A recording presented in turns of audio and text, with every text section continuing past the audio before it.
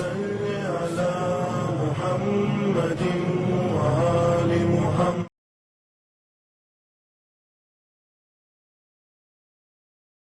औज़ुबिल्लाहि मिनश्शैतानिर्रजीम बिस्मिल्लाहिर्रहमानिर्रहीम व बिही नस्तईन व हुवा खैरुम व नासिरुम व मुईन।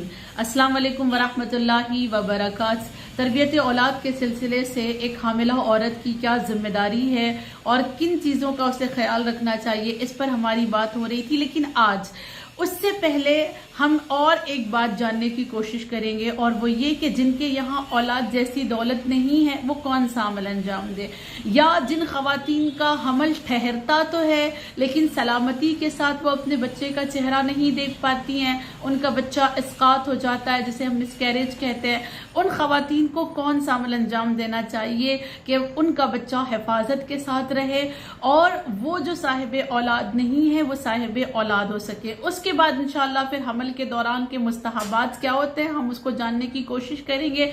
सबसे पहले हम ये जानते हैं कि अगर किसी के पास अल्लाह ने औलाद जैसी दौलत नहीं दी है, उस दौलत को पाने का पहला अमल क्या है।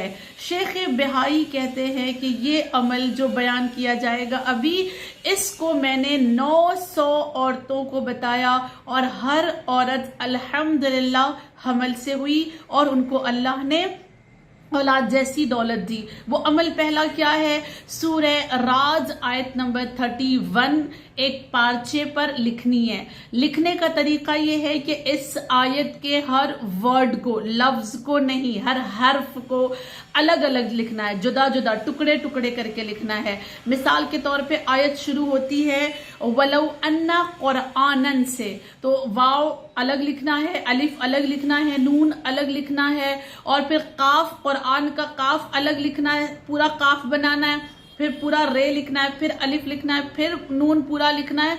इस तरह से टुकड़ों में आयत को लिखना है और लिखने के बाद इस पार्चे को बीवी के पहलू पर बांध दिया जाए, यानी खातून के पहलू पे बांध दिया जाए। इंशाअल्लाह वो बहुत जल्द साहिब औलाद हो जाएगी।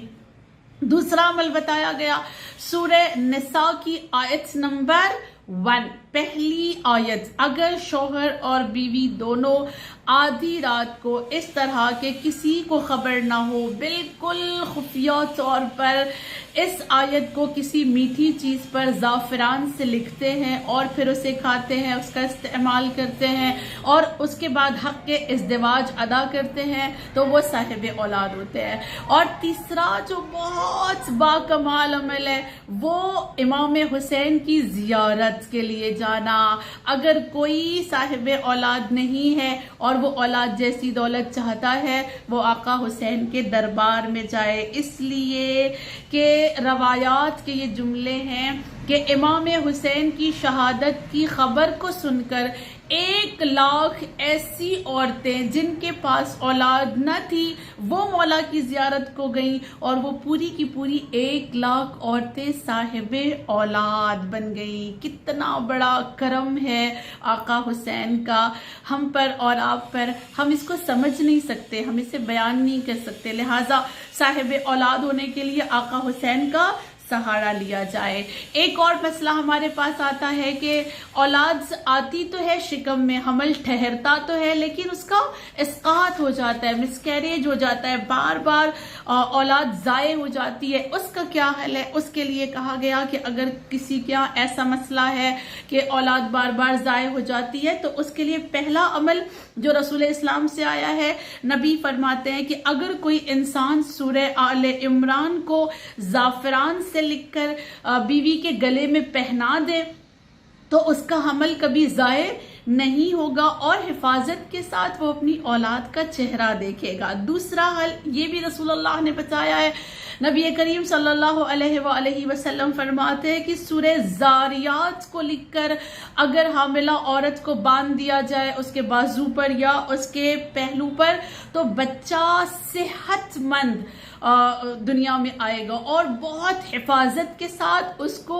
उसके वालिदैन उसका दीदार कर सकेंगे, उसका वेलकम कर सकेंगे। फिर उसके बाद तीसरा ये भी नबी करीम ने अमल बताया है। नबी फरमाते हैं अगर कोई इंसान सूरह अल-हाक़ा को लिखता है और लिखने के बाद उसको गले में पहना देता है बीवी के, तो वो भी उसका बच्चा बड़ा हिफाजत के साथ दुनिया में आता है और महफूज रहता है। फिर उसके यहाँ कोई किसी तरह की इस्कात की खबर नहीं सुनाई देगी।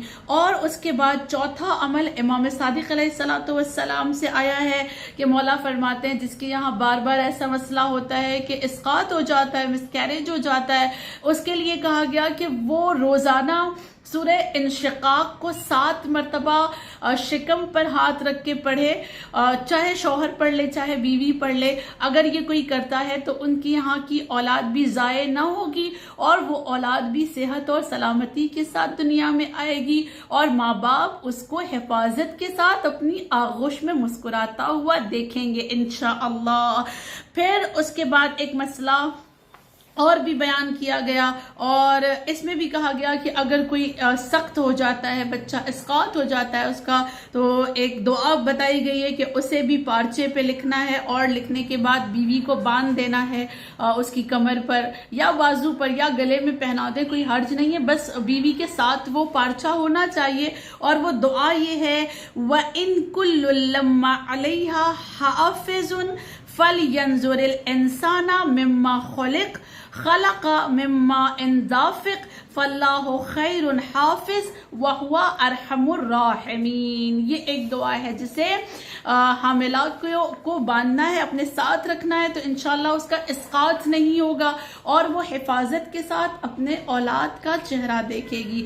एक और मसला देखें, जब बात आई साहिब औलाद होने की और जब बात आती है कि इस्कात को कैसे रोका जाए, उसके अमल क्या है, तो एक और सवाल बार बार आता है और वो ये कि बेटियां तो है लेकिन बेटा नहीं है, तो बेटे को पाने का क्या अमल है। बहुत सारे अमाल बेटा पाने के लिए बताए गए हैं। मैं उनमें से एक दो आपकी खिदमत में अर्ज कर दूं ताकि ये ना हो कि बेटों के लिए एक बात रह गई। ठीक है, तो ये इसमें बताया गया कि अगर आपके पास बेटियां हैं और बेटे नहीं हैं तो रसूलुल्लाह सल्लल्लाहु अलैहि वसल्लम फरमाते हैं कि बेटा हासिल करने के लिए हामिला औरत के साथ सूरह फज्र का होना जरूरी है। अगर कोई सूरह फज्र को लिखकर बीवी को बांध देता है, बाजू पे बांधे या कमर पे, जब बांधने की बात आती है तो या कमर पे बांधना है या बाजू पे बांधना है, अगर बांध देता है तो उसके यहाँ इंशाल्लाह बेटा होगा।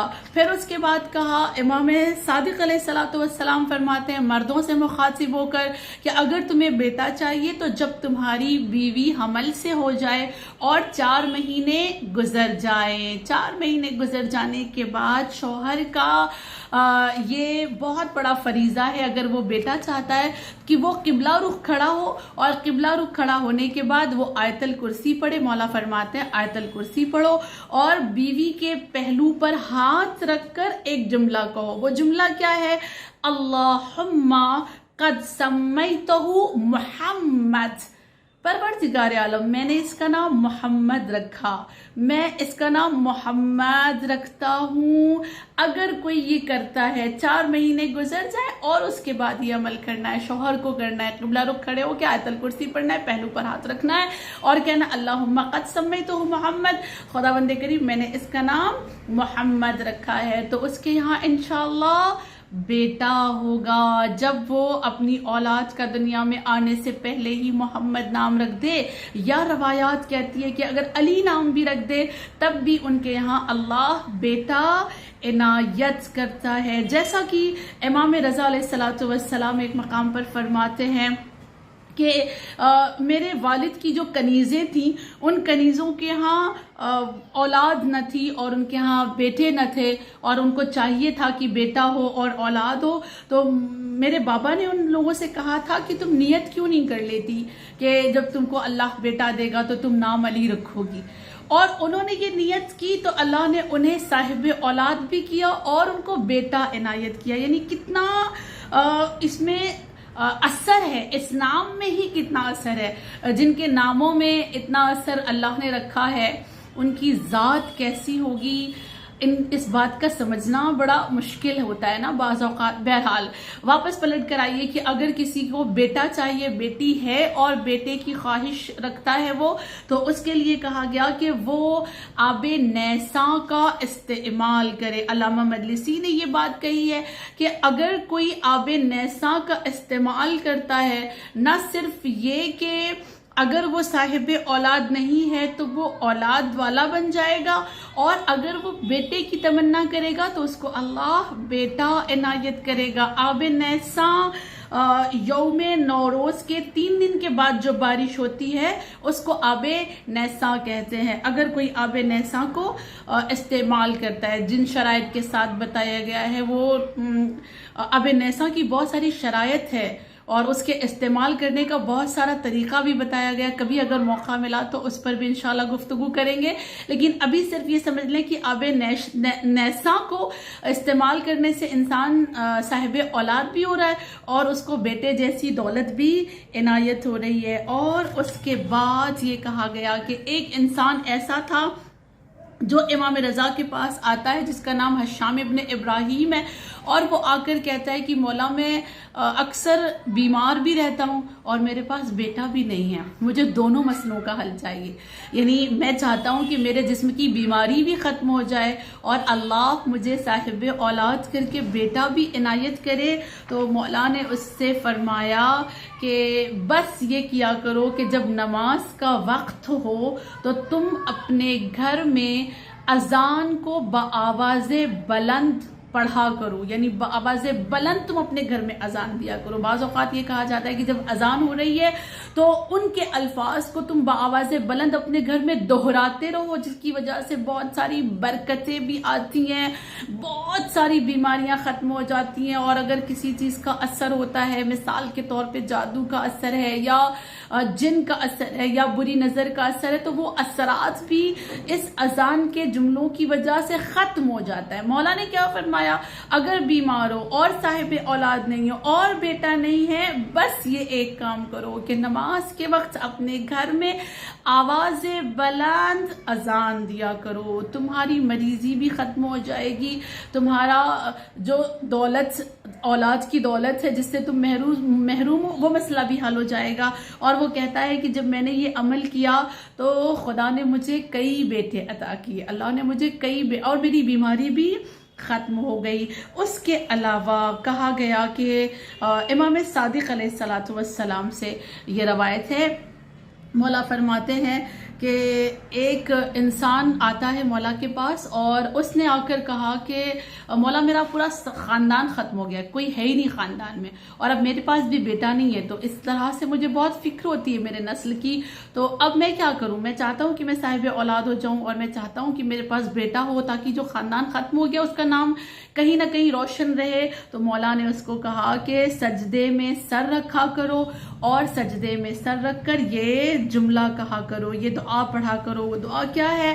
क़ाला रब्बि हबली मिन लदुनका ज़ुर्रियतन तय्यबा इन्नका समीउद दुआ रब्बी ला तज़रनी फरदान व अंत खैरुल वारिसीन। और वो कहता है जब मैंने सजदे में ये दुआएं पढ़ना शुरू कर दी तो फिर अल्लाह ने मुझे कई बेटे अता किए। इसी तरह एक और बात कही गई, इमाम बाक़र अलैहिस्सलातु वस्सलाम से आया कि किसी ने जब मौला से पूछा कि बेटा हासिल करने के लिए क्या किया जाए, तो मौला ने कहा अगर चाहते हो कि बेटा हो तो सुबह और शाम दोनों टाइम 70 मरतबा कहो सुबहान अल्लाह, 10 मरतबा कहो अस्तगफिरुल्लाह, उसके बाद फिर से 9 मरतबा कहो सुबहान अल्लाह और फिर 1 मरतबा कहो अस्तगफिरुल्लाह। अगर ये करते हो तो तुम साहिबे औलाद होगे और तुम्हारे यहाँ बेटा होगा। इसी तरह इमाम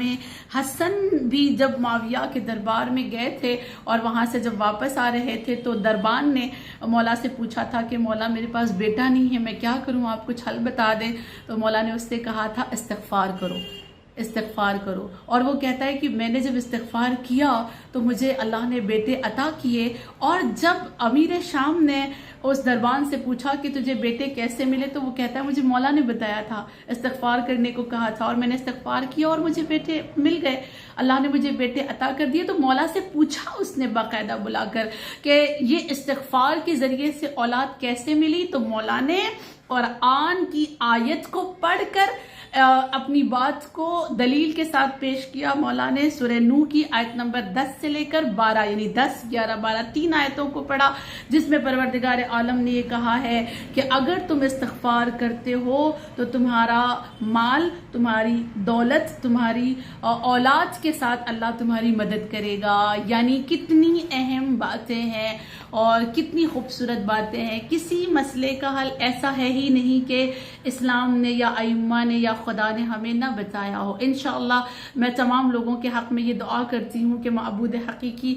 हर किसी को औलाद जैसी दौलत से नवाजे और उनके यहाँ जो मसले हैं, अगर औलाद के इसक़ात का खुदावंद करीम इन मसलों को भी हल करे और हर वालिदैन को औलाद जैसी दौलत को हासिल करके उनकी खुशियाँ देखना नसीब हो। व आखिरु दावाना अनिल हम्दुलिल्लाहि रब्बिल आलमीन। अल्लाहुम्मा सल्लि अला मुहम्मद व आलि मुहम्मद वज्जिल फरजहुम।